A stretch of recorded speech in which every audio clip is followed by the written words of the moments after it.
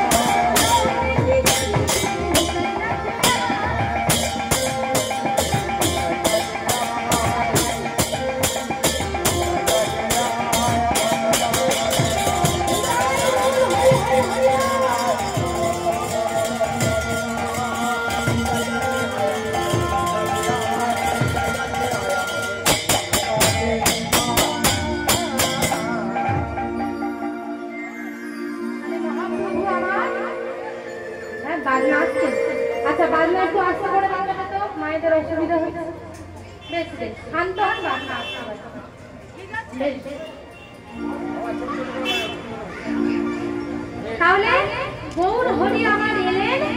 এই নদিয়া নগরীতে কেন না আমাদের মতো পাপী তাপী জীবদের মধ্যে হরিনাম মহামন্ত্র বিতরণ করবেন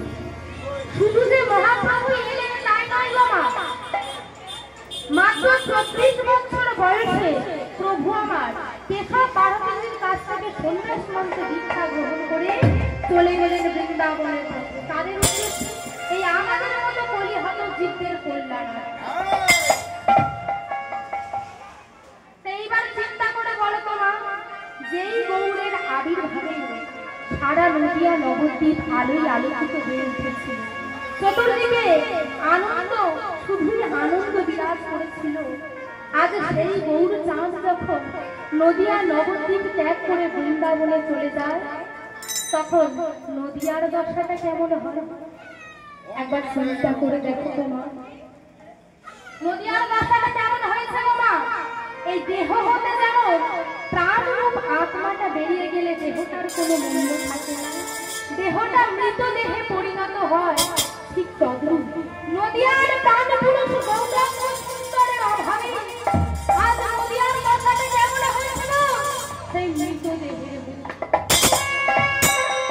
চতুর্দিকে অন্ধকার ছেয়ে গেছে আচ্ছা বলো তো মা পূর্ণিমার অমাবস্যার মধ্যে পার্থক্য কি গো মা বলো বলো একটু জোরে বলো হ্যাঁ এই পূর্ণিমায় পূর্ণচন্দ্রের উদয় হয় হলে চতুর্দিক আলোয় আলোকিত হয়ে যায় আর অমাবস্যায় চাঁদকে দেখা যায় না বলে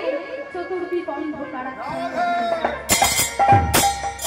নদীর ভাঙা পাশে আগে যে গৌর চাঁদের উদয় হয়েছিল আজ সেই গৌর চাঁদের অভাবে নদীর দশাটা ঠিক যেন অমাবস্যার ন্যায় হয়েছে চতুর্দিক অন্ধকারে ছেয়ে গেছে সারা নদিয়ার বাসী শুধু হা গৌর প্রাণ গৌর বলে চতুর্দিক অন্ধকারে ছেয়ে গেছে।